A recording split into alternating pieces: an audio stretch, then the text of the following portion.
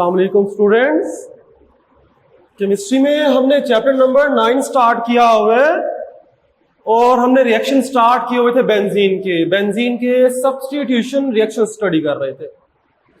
आज हम उस रिएक्शंस को मजीद स्टडी करते हैं। तो हमारा टॉपिक था इलेक्ट्रोफिलिक सब्स्टिट्यूशन रिएक्शंस। सब्स्टिट्यूशन का मतलब क्या लिखवाया था? सब्स्टिट्यूशन का मतलब लिखवाया था रिप्लेसमेंट। सब्स्टिट्यूशन का मतलब होगा रिप्लेसमेंट। बेंजीन के अंदर हाइड्रोजन को निकाल कर वहां पर कोई इलेक्ट्रोफाइल ऐड कर देना, रिप्लेस कर देना। बेंजीन में से हाइड्रोजन को निकाल के कोई इलेक्ट्रोफाइल ऐड कर देना, उसे कहते हैं इलेक्ट्रोफिलिक सब्स्टिट्यूशन रिएक्शंस। इलेक्ट्रोफाइल क्या पढ़ा था? इलेक्ट्रोफाइल जो इलेक्ट्रॉन को अट्रैक्ट करता है, कोई पॉजिटिव रिएजेंट्स होता है। पॉजिटिव रिएजेंट्स को इलेक्ट्रोफाइल कहा जाता है। तो आज को हमें नेक्स्ट पढ़ना होगा, वो लिखा हुआ है नाइट्रेशन। नाइट्रेशन किसे कहते हैं बेटा? नाइट्रेशन की डेफिनेशन होगी the introduction of the nitro group NO2। The introduction of the nitro group in benzene is called nitration. Benzene के अंदर हाइड्रोजन को निकालकर, एक हाइड्रोजन को निकालकर वहां पर NO2 ग्रुप ऐड कर देना, उसे कहते हैं nitration. This reaction occur in the presence of, इसके लिए कंडीशन क्या होगी? यहां पर हम लेंगे HNO3 और H2SO4, दोनों 1:1 में लिए जाएगी वैल्यू, दोनों की अमाउंट इक्वल लेंगे। नाइट्रिक एसिड और सल्फ्यूरिक एसिड लिया जाएगा। रिएक्शन किस तरह होगा? अगर इसका हम जनरल रिएक्शन देखें तो रिएक्शन एक्चुअली इस तरह होगा कि ये हमारे पास है बेंजीन। बेंजीन का हर कॉर्नर CH को शो करता है, ये बात आपको पहले भी समझाई थी। तो यहां से मैंने ये CH को शो कर दिया, यहां पर होगा C और ये होगा H, बाकी कॉर्नर भी CH को ही शो कर रहे होंगे। मैंने सिर्फ एक हाइड्रोजन शो कर दिया क्योंकि इसे रिप्लेस करना है हमने। CH ये बेंजीन ही है, ये रिएक्शन करेगा HNO3 के साथ। बेटा HNO3 को हम OHNO2 भी लिख सकते हैं, बात एक ही है। अगर आप देखो इसे कंबाइन करो HNO3 ही बनता है, तो ये नाइट्रिक एसिड ही है OHNO2। इस रिएक्शन को समझना आसान हो जाएगा। In the presence of sulphuric acid, यहां पर जो सल्फ्यूरिक एसिड है वो वर्क करेगा एज अ कैटलिस्ट के तौर पर। हम रिएक्शन पढ़ रहे हैं सब्स्टिट्यूशन। तो सब्स्टिट्यूशन में क्या होगा बेटा? सिंपल, यहां से हाइड्रोजन निकल जाएगा, हाइड्रोजन माइनस निकल जाएगा। जब यहां से हाइड्रोजन निकल जाएगा तो यहां पर आकर ऐड हो जाएगा NO2 प्लस NO2 ग्रुप जाकर ऐड हो जाएगा। तो क्या बन जाएगा? H निकल गया, NO2, तो यहां पर H की जगह NO2 लगा देंगे, सब्स्टिट्यूशन हो जाएगी। जबकि यहां बाकी रह गया H और यहां पर रह गया OH और यहां पर रह गया H, दोनों में क्या बना देंगे? H2O वाटर बन जाएगा। ये सिंपल रिएक्शन है, इलेक्ट्रोफिलिक सब्स्टिट्यूशन रिएक्शन हुआ है। ये रिएक्शन किस तरह हुआ है, इसका मैकेनिज्म देखते हैं। जैसे हम पहले मैकेनिज्म देखते रहे, सेम वही मैकेनिज्म होगा। सबसे पहले इलेक्ट्रोफाइल जनरेट करना होगा, पॉजिटिव रिएजेंट जनरेट करना होगा। बेटा एक्चुअली रिएक्शन क्या होता है? रिएक्शन के लिए आप याद कर लो, जो हमारे पास हम रिएजेंट इस्तेमाल करते हैं, जैसे HNO3 इस्तेमाल किया, पहले ये रिएक्ट करेगा कैटलिस्ट के साथ। तो क्या बन जाएगा? कैटलिस्ट के साथ नाइट्रिक एसिड पहले रिएक्ट करेगा कैटलिस्ट के साथ, H2SO4 के साथ, सल्फ्यूरिक एसिड के साथ। अब होगा क्या? इन दोनों के मिलने से वाटर बनेगा। यहां से हम रिमूव कर देंगे OH माइनस और सल्फ्यूरिक एसिड से ले लेंगे, एसिड है ना, तो ये H आयन देगा, H पॉजिटिव आयन। तो OH और H क्या बन जाएगा? H2O बन जाएगा। रिमेनिंग में क्या बचेगा? जब सल्फ्यूरिक एसिड से H निकल जाएगा तो बाकी रह जाएगा HSO4 माइनस। उसके बाद यहां से हमने रिमूव कर दिया OH, बाकी बच गया NO2 पॉजिटिव बच जाएगा। बेटा OH नेगेटिव निकल गया तो बाकी बच जाएगा पॉजिटिव। ये पॉजिटिव बना, इसका नाम होगा इलेक्ट्रोफाइल। इसका नाम होगा इलेक्ट्रोफाइल होगा। इलेक्ट्रोफाइल बेंजीन पे अटैक कौन करता है? इलेक्ट्रोफाइल या न्यूक्लियोफाइल? ये न्यूक्लियोफाइल होगा, नेगेटिव है ना, तो ये न्यूक्लियोफाइल होगा, न्यूक्लियोफाइल है ये। तो बेंजीन पे अटैक कौन सा करता है? बेंजीन पे अटैक करता है इलेक्ट्रोफाइल।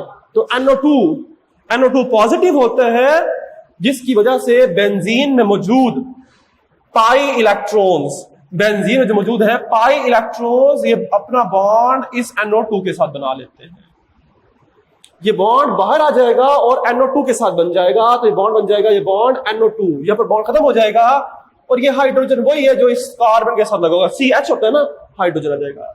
जबकि इस पोजीशन के ऊपर भी CH होगा, तो बॉन्ड खत्म हो गया, जिसकी वजह से इस कार्बन के बॉन्ड कम हो गए। काउंट करें, अगर कार्बन 1 2 और एक हाइड्रोजन, 3 बॉन्ड है, तो कार्बन 4 बॉन्ड बनाता है, तो बॉन्ड की डेफिशिएंसी हो गई, तो पॉजिटिव चार्ज आएगा, बेंजीनोनियम आयन बन जाएगा। अब ये आयन बन गया, ये अनस्टेबल होगा, ये अनस्टेबल होने की वजह से अब इसके ऊपर अटैक करेगा न्यूक्लियोफाइल, जो यहां पर प्रेजेंट होता है माइनस। अब ये न्यूक्लियोफाइल में क्या होगा बेटा, ये न्यूक्लियोफाइल जो है हाइड्रोजन अपना बॉन्ड यहां पर डोनेट करेगा, बॉन्ड दोबारा बढ़ जाएगा और हाइड्रोजन जाकर इस HSO4 माइनस से बॉन्ड बना लेगा।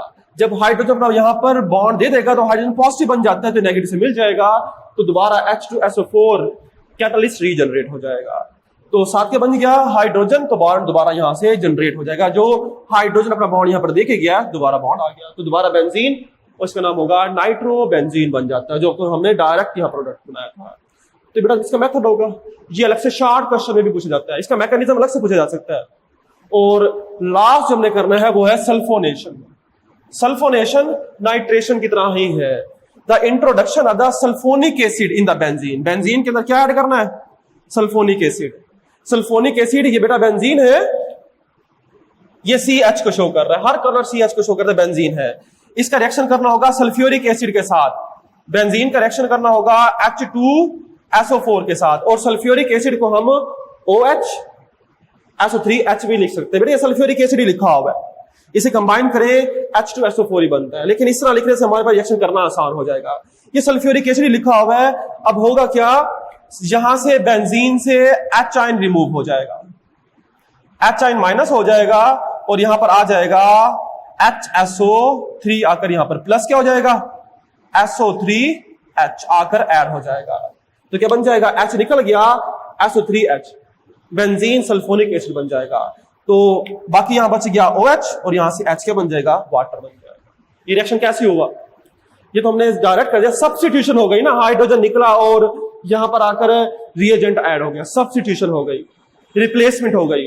अब ये कैसी हुई, मैकेनिज्म सेम वैसा मैकेनिज्म होगा, लेकिन यहां पर हमने हीट किया है सल्फ्यूरिक एसिड, तो यहां पर 2 सल्फ्यूरिक एसिड के मॉलिक्यूल आपस में मिलते हैं। पहले मैकेनिज्म में क्या होगा, पहले सल्फ्यूरिक एसिड के मॉलिक्यूल मिलेंगे। अब इसमें क्या होगा बेटा, यहां पर समझो एक सल्फ्यूरिक एसिड से रिमूव होगा H2 और एक सल्फ्यूरिक एसिड से रिमूव होगा H पॉजिटिव, H2O और H पॉजिटिव क्या बन जाएगा, इन दोनों को जमा कर दो, H2O और H पॉजिटिव तो क्या बन जाएगा, H3O पॉजिटिव बन जाएगा। बाकी क्या रह गया, इस सल्फ्यूरिक एसिड से वाटर निकाल दिया, H2 भी निकल गया और एक ऑक्सीजन भी निकल गया, क्या रह जाएगा बाकी, SO3, तो ये SO3 आ गया, ऐसे बन जाएगा। इस सल्फ्यूरिक एसिड ने सिर्फ H निकाला है, तो अगर H निकाल देंगे तो बाकी क्या बच जाएगा, एक HSO4 माइनस बच जाएगा, ये बच गया, ये प्रोडक्ट बन जाएगी। अब आपके मुताबिक बेंजीन, पहला स्टेप, बेंजीन से कौन रिएक्ट करेगा, हमारे मुताबिक ये है कि बेंजीन से रिएक्ट तो इलेक्ट्रोफाइल करता है, इलेक्ट्रोफाइल करना चाहिए ना, लेकिन यहां पर हमारे पास इलेक्ट्रोफाइल को बाद में इस्तेमाल करें, पहले हम इस्तेमाल करेंगे सल्फर ट्राइऑक्साइड को। सल्फर ट्राइऑक्साइड भी रेजोनेंस के अंदर पॉजिटिव बना सकता है, कैसे बनेगा, सल्फर ट्राइऑक्साइड है, SO3 है, 3 ऑक्सीजन बॉन्ड बनाए हुए। तो पहले क्या करते हैं, ये जो हमारे पास स्ट्रक्चर है, इसके रेजोनेंस स्ट्रक्चर में क्या होगा, ऑक्सीजन ज्यादा इलेक्ट्रोनेगेटिव है, तो इसका जो पाई बॉन्ड है, ये बॉन्ड जो है शिफ्ट हो जाएगा ऑक्सीजन के ऊपर, तो ऑक्सीजन के ऊपर बॉन्ड शिफ्ट हो जाने से ऑक्सीजन बन जाएगा नेगेटिव, तो सल्फर क्या बन जाएगा, सल्फर पहले 6 बॉन्ड बना रहा था, एक बॉन्ड कम हो जाएगा तो सल्फर बन जाएगा पॉजिटिव। तो बेटा ये पॉजिटिव है ना, तो ये वाला बॉन्ड जो है सल्फर के साथ आकर अटैक कर लेगा, तो रिजल्ट लेके बन जाएगा, सल्फर से बॉन्ड बन जाएगा ये वाला, और ये ऑक्सीजन नेगेटिव सिंगल बॉन्ड रह जाएगा, बाकी डबल बॉन्ड था ना, ये बॉन्ड ऑक्सीजन भी शिफ्ट हो गया तो सिंगल बॉन्ड रह गया, ये हमारे पास अटैक। जबकि यहां पर CH भी लगा देंगे, शो कर देंगे, इस कार्बन का हाइड्रोजन भी शो करते हैं, जबकि नीचे वाला जो बॉन्ड होगा यहां पर कार्बन की वैलेंसी पूरी ना होने की वजह से पॉजिटिव चार्ज आएगा, जैसे हमने पहले पढ़ा था। तो 3 बॉन्ड हो गए तो पॉजिटिव चल जाएगा। ये हमारे पास यहां तक क्लियर होगा। अच्छे से इकट्ठा कर दूं इसे SO3 तो क्या बन जाएगा, इसे इकट्ठा कर लिखूं सारे को, तो इस सारे को कैसे क्या लिख सकते हैं, SO3 माइनस में लिख सकते हैं, एक माइनस चार्ज है ना, तो ऐसे जो लिखा हुआ है SO3 माइनस और हाइड्रोजन लगा हुआ है। अब यहां पर अटैक करेंगे न्यूक्लियोफाइल। न्यूक्लियोफाइल पहले क्या करेगा, हाइड्रोजन अपना यहां पर बॉन्ड देकर जाएगा और हाइड्रोजन यहां से पॉजिटिव फॉर्म में निकल जाएगा। तो क्या बन जाएगा, H2SO4, यहां से बन जाएगा H2SO4, सल्फ्यूरिक एसिड बन जाएगा।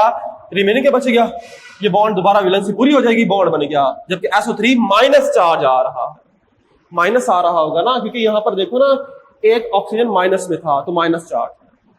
अब जो ऊपर हमने H3O पढ़ा हुआ है जिसे हम इलेक्ट्रोफाइल भी कहते हैं, वो रिएक्ट करेगा यहां पर। अब H3O बेटा यहां पर देखो H3O है ना, इस H3O में क्या होगा, H पॉजिटिव होगा और प्लस H2O होता है, इन दोनों का कॉम्बिनेशन तो होता है H3O।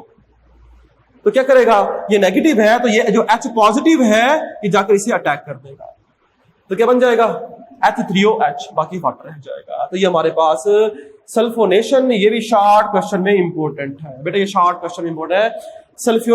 सल्फर ट्राईऑक्साइड से पहले रिएक्ट करेगा, बाद में इलेक्ट्रोफाइल से अटैक किया जाएगा। तो बेटा ये हमारे पास इसके 2 मजीद हमने रिएक्शंस पढ़े, सब्स्टिट्यूशन रिएक्शंस। इन सब्स्टिट्यूशन रिएक्शंस का मैकेनिज्म दोबारा हमने सेम वैसे ही पढ़ा जो हम पहले बेसिक पढ़ के आए। इसके बाद जो लास्ट रिएक्शन होगा जो हमें नेक्स्ट लेक्चर पढ़ना होगा, उसके अंदर भी कुछ ऐसा ही रिएक्शन पढ़ना होगा। ये तो बेटा कंप्लीट करते हैं। अल्लाह हाफिज।